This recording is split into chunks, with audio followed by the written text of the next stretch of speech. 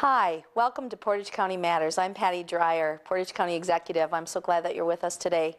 My guest today is Nathan Check, our Highway Commissioner in Portage County, and there's so much going on with the Highway Department. I know every day we're all on the roads, and that story is a really important one for all of us. I look forward to getting to Nathan's interview in just a few moments. I'd like to start with a few announcements, a few bits of news. First of all, April is Volunteer Month, and every April I make a presentation to the Portage County Board and community that summarizes the contributions of volunteers to our county's operations and mission. Once again, the number of individuals who have volunteered has gone up, and it is truly extraordinary. In 2013, we had 1,321 volunteers who dedicated time across many different departments and units in our county government, including our Aging and Disability Resource Center, our Solid Waste Department, our Juvenile Detention Center and Jail, our parks with UW Extension, Health and Human Services, Highway, Healthcare Center, and more. It's truly amazing how many hours these individuals give, and we know that it's good for their health, as I mentioned in our presentation last year, so it's a good thing for all of us all the way around. Now, how many hours did these 1,321 volunteers contribute? 63,223 hours. That's the equivalent of over 30 additional full-time positions if the county hired people to do all of the work that these individuals do in giving generously of their time and talent to Portage County communities. That's every different sector that they touch. And I just am so inspired by the work, by the volunteer spirit here, and we want to say thank you. We know we couldn't do it without you. Another news note, Portage County Library has been in the news, and the downtown Stevens Point Library is at center of that story. As you know, we haven't settled on a future lease for the library space yet. And I just want to invite you to attend the April 22nd County Board meeting at the County Courthouse at 5 o'clock. Or you can watch that meeting on a video when it becomes available right after the meeting. And I'd like to invite you to that meeting because you'll be able to hear a presentation about our library's history, about the authorities of the library board, which are unique and different from the authorities of the county boards, of other regular boards of county government, I should say. And we'd like to share more about our partnership history with the city of Stevens Point and other municipalities related to our libraries across the county. We just think it's a really important time to take a step back and make sure everyone understands this is a unique scenario, and we've got some decisions to make in our future. We feel that this information that will be presented by a team will be helpful in informing everybody as we figure our way forward. So please feel free to contact my office if you have questions and if you want to express your ideas. I've heard from some citizens already, and I appreciate that very much. In fact, one was in my office yesterday. And we need to know that this is really important to all of us, and that we will find our solutions. So anyway, looking forward to having that resolved. Another note, our bike pedestrian plan. You know that I've shared with you on previous shows, if you have caught the news notes, about the fact that we've been working for years now on our bicycle pedestrian plan for Portage County.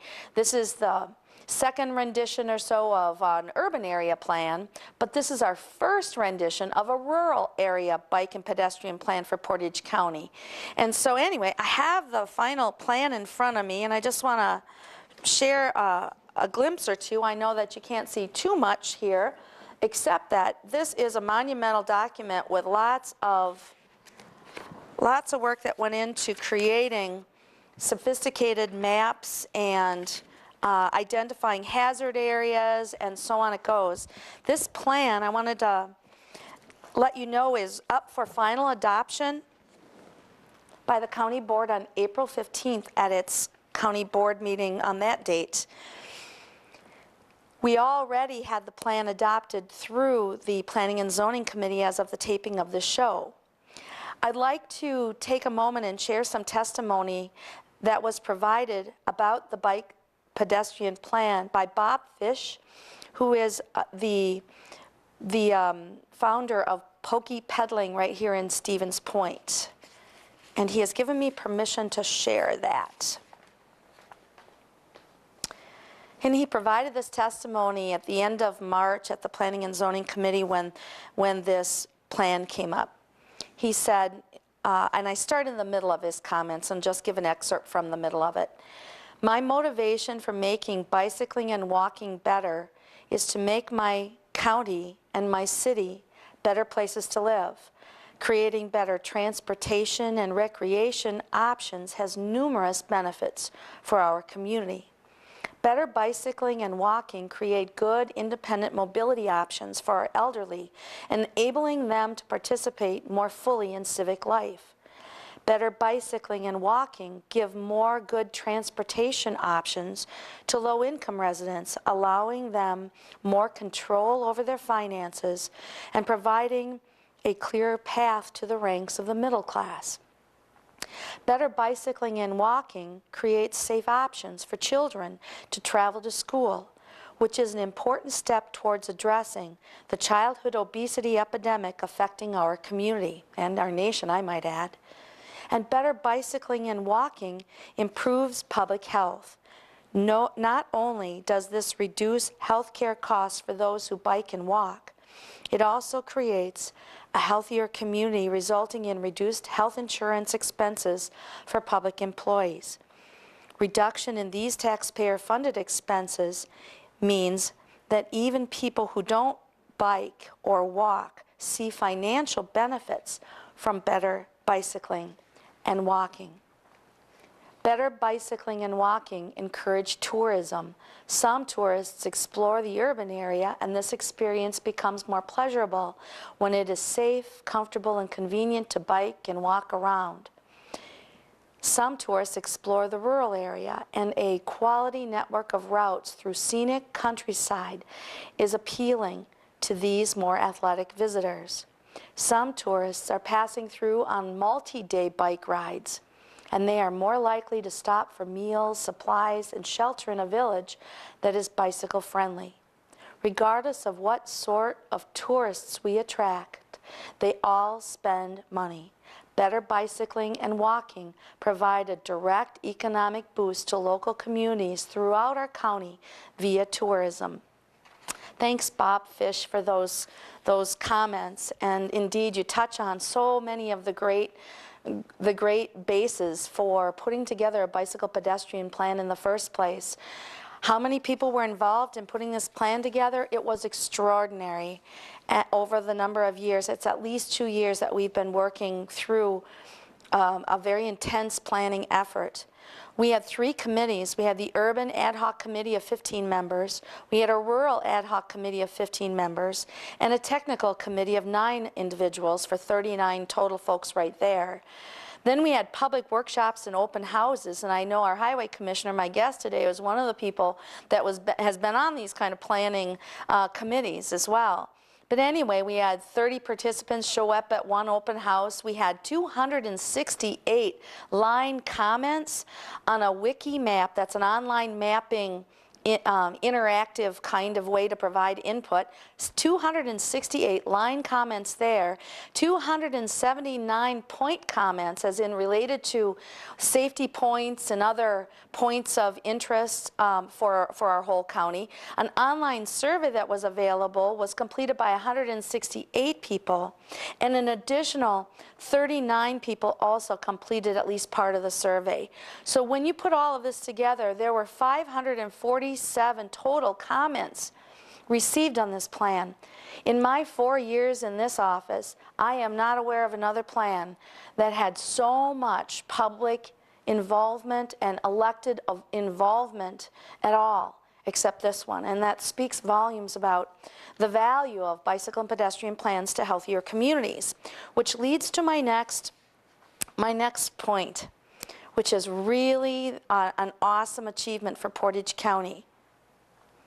Portage County has just learned this week, actually, of the taping of this show in late March. We just learned that we have been ranked now the 3rd healthiest county in Wisconsin by the Robert Wood Johnson Foundation from Princeton, New Jersey, and the University of Wisconsin Population Health Institute in Madison.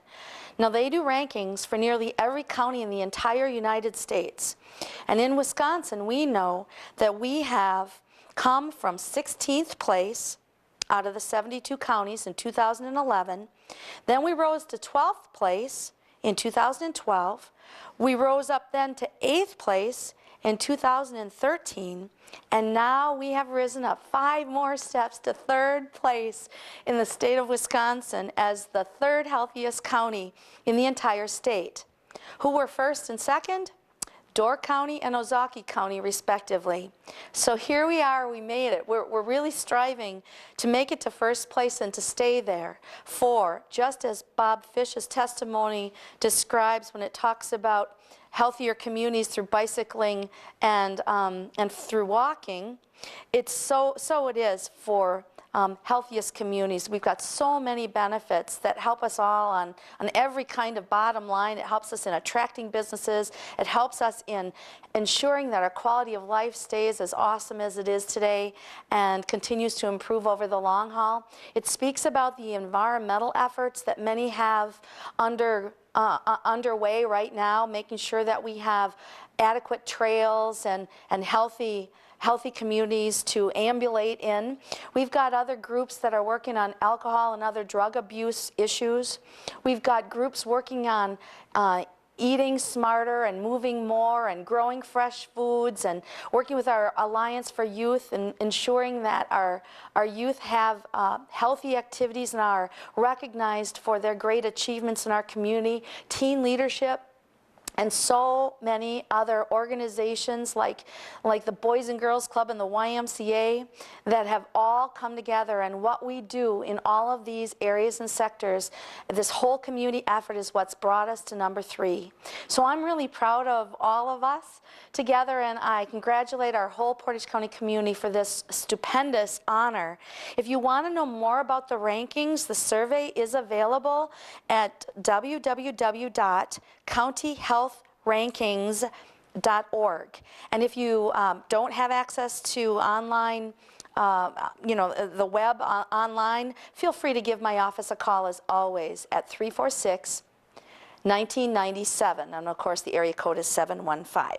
Now, I'd like to transition to my guest today, Nathan Check, our Highway Commissioner, almost 6 months in this really big job for Portage County. Welcome, Nathan. Well, thank you, Patty. Yeah, so you come home. Yep, originally from the area. My wife and I have actually both grew up in Portage County, so it's great to be back home. Yeah, town of Sharon is where you grew up. Correct. I'm so glad that you're on our staff. I just have to say that first off. We have an amazing department that you lead of really extraordinarily dedicated people at all the ranks, from the snowplow drivers up through the stock room to the front office, and then all of the superintendents working to make sure that the jobs get done for us in Portage County. Let's talk a little bit more about the highway department and how many miles of roads you take care of. I think a lot of people are astounded when they hear about how big the mission is. Sure.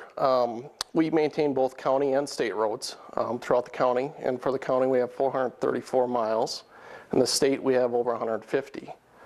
And adding up all the lane miles, since we have a number of 4-lane roads, we have almost 1,500 lane miles throughout the county, in addition to over 140 structures split between the county and state. So talk about the structures, just so folks at home may understand. What are you meaning? I know you're meaning bridges, among other things. Bridges, large culverts over 20 foot in width are the main structures. And then the maintenance is not only the pavement section, but the shoulders and the mowing and the trees and whatnot within that right of way. Wow, wow. So on a daily basis, why don't you give us a glimpse at what is it like from a highway commissioner's vantage point as you take a look at taking care of so many lane miles in our county? Well, we have over 50 employees that help us complete our work. Again, that are dedicated and especially have proven it to me in these, my first few months in the job. But a lot of the responsibility lies on our supervisors and foremen on developing those maintenance plans, and for the state working with the state on identifying those potential problem areas or maintenance areas that we need to focus on. We have annual schedules, items that we need to fix throughout the seasons, but then, as problems arise, we have to react as well in a lot of emergency situations. Wow. So, all right. Let's look at, when you map out your year, you kind of have a cadence with the seasons, obviously. And we may as well just put winter behind us with a quick summary right now. It's the #1 question I get when I'm out and about, where folks are wondering, okay, so how are we on making it through all of the longest winter that many of us can remember? And what about our salt supplies? And how about the cost? Can you just give us a little bit of a glimpse at that? Sure. Well, this winter, from 2013 now into 2014, we've had over 85 snow and ice events that we've responded to, and some of those, of course, have extended over one day. So it's not necessarily 85 days, it's definitely more than that.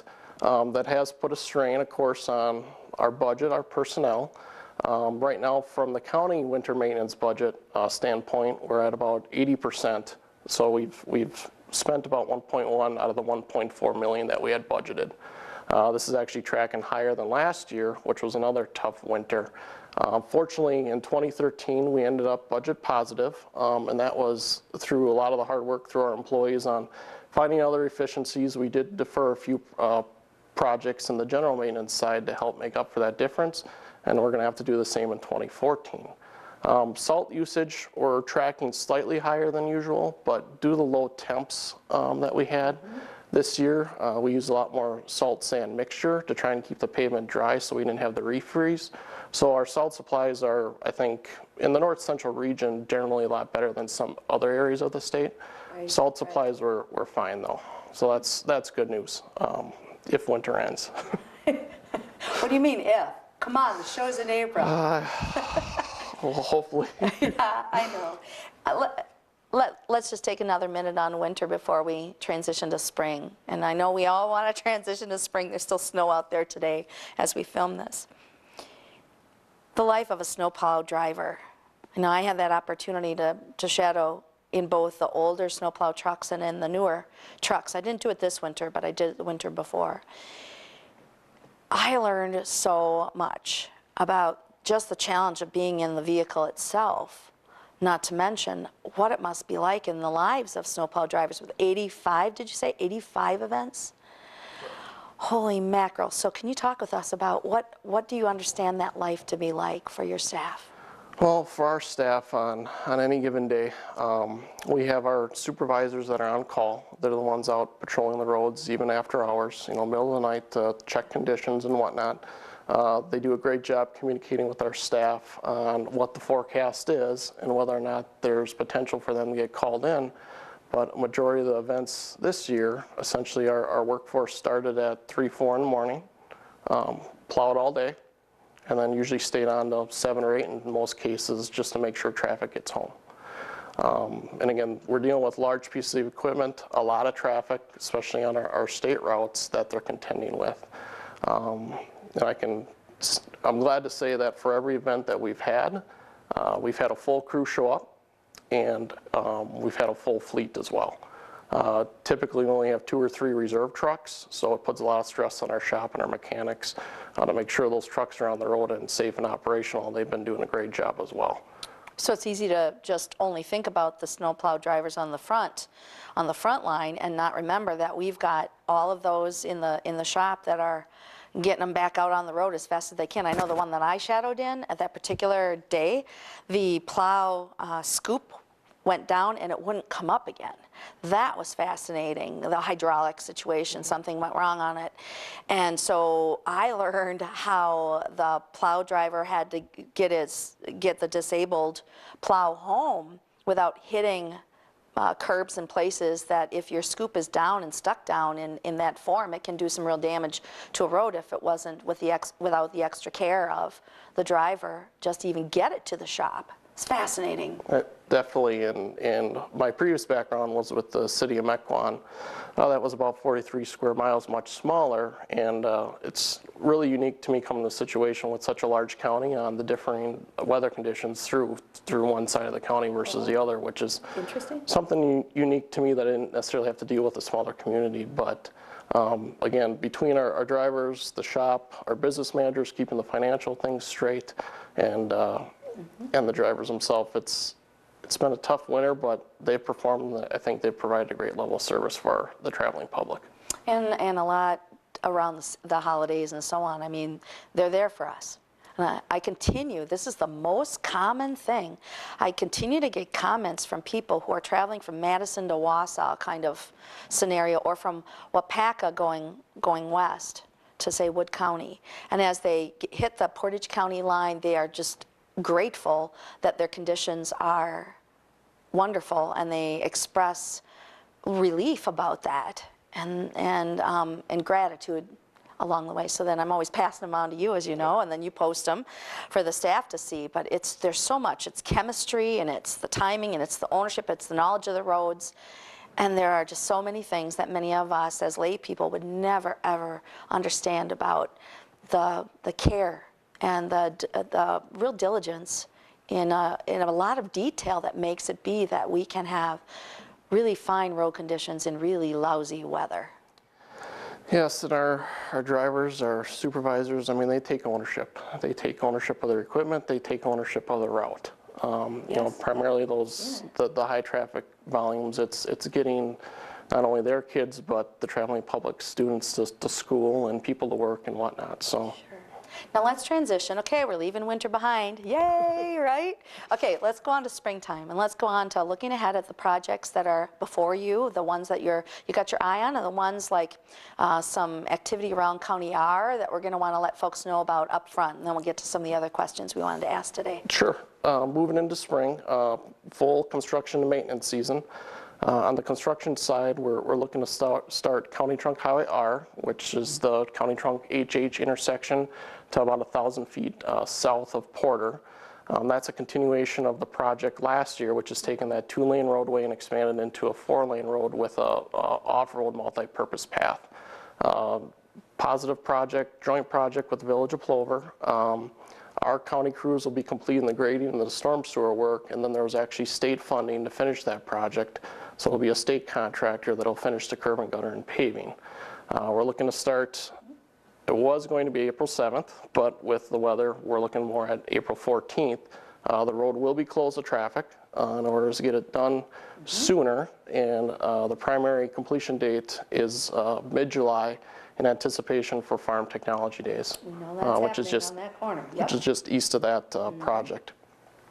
From there, we'll move on to a resurfacing project in the town of Sharon, County Trunk Highway J, from Double C down to Highway 66, and then we have a recondition project in Polonia on County Z, which will be widening out, paving the shoulders, drainage improvements and whatnot. Part 2 of a project that we began a year or so ago, a couple years ago, and it was, yeah, it's been extraordinary out in the Polonia area. I've got to say, I'm really pleased with how we really listened to the concerns of the people who had helped us identify some better solutions for road situations out there. Yeah, that project, I think we had 5 public information meetings, so there was plenty of input from the residents and the public. And then to finish out the construction season, we'll be in the town of Dewey on County Trunk Highway X, from the county line down to I-39, just over 6 miles. In addition to our work, there will be a County Road X bridge, which is just north of DB, that'll be replaced as part of a state bid. And then there'll also be intersection improvements on Highway 54 and County Trunk Highway A, which is a safety improvement project. Wow. So construction season it'll be busy from whenever spring gets here all the way up to the end of fall. So we have a plan. We have a plan. I know about our multi-year plan for the highway department that kind of lays out, forecasts the vision, I guess you would say. Just maybe you could tell folks a little bit about that plan and where they could see a copy of it? Sure. We post our information on our highway department webpage. So if you go to the county's website under departments, highway, we have a number of links that will not only give you the construction plans and the 5-year planning, but also some of our maintenance plans. So in addition to the construction, maintenance is a huge part of what we do as a highway department. We have over 60 miles of roads that will be crack filling and then chip sealing this year as well. We also include our brushing schedule. We do not have a mowing schedule on there yet, but one of my priorities is to really update that website and make it more user-friendly so people can get information a little more easier. So we'll see if we can have the television folks put that web link on the bottom, and that'll make it easy for everybody to see. Sure. All right, so we partner with state and federal organizations. Talk a little bit about the partnerships, if you would. Well, one of the biggest ones is with the Wisconsin DOT, Department of Transportation. Since we are the maintaining authority for their roads, we have an annual maintenance agreement that provides a certain number of dollars to provide maintenance on all the state trunk highways in the interstate system. That's a day-to-day interaction with them. Other day-to-day interactions, primarily with other county departments, really the emergency personnel, the Sheriff's Department, and other emergency services are a huge part of what we do in order to provide that safe and efficient transportation system. We've been fortunate over the last few years to actually have coordination with our Parks Department, that we have 2 Parks employees transfer seasonally during the winter months to help us out with our winter maintenance activities. It's worked out very well for us to have those 2 additional employees to help us out. They both have their CDLs and can perform a variety of tasks that we need them to. It was something we put in place, I think, in the 2nd year I was here in office. It was the first time we had shared staff across 2 departments in that kind of way. It's great that it has been successful.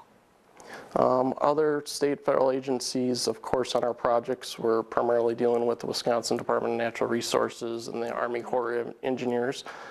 We did develop a capital improvement project that was proposed this year to actually look at a wetland mitigation bank that would help out with our highway projects, as well as the just the natural benefits of creating that. And we'll be working with those state and federal partners along with other local municipalities on that project as well. We're reaching out to. Would you please describe just a little bit, what is a wetland mitigation bank for those that don't know? Sure.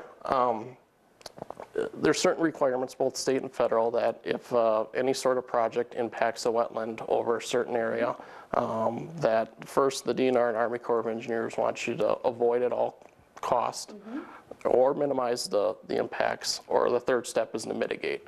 And with some of these road safety improvements, there is no avoiding or minimizing, you have to mitigate.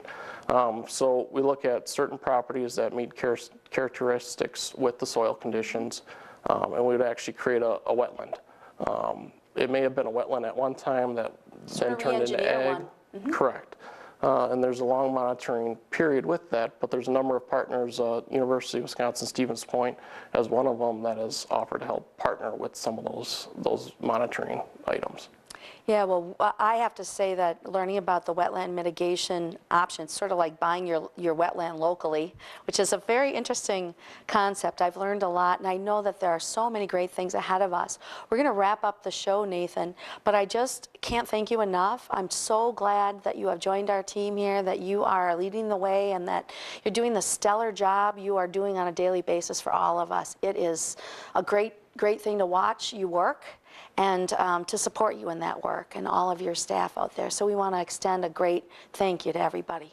Okay, well, I appreciate it, and to my employees, and again, all the other county employees, department heads in particular, that have helped me through the transition. It's been a great experience. All right. Well, next time we're going to have Alex Beyer with us from the Solid Waste Department to share the story about recycling and solid waste. It'll be spring cleaning time, and Portage County Matters. Thanks for joining us.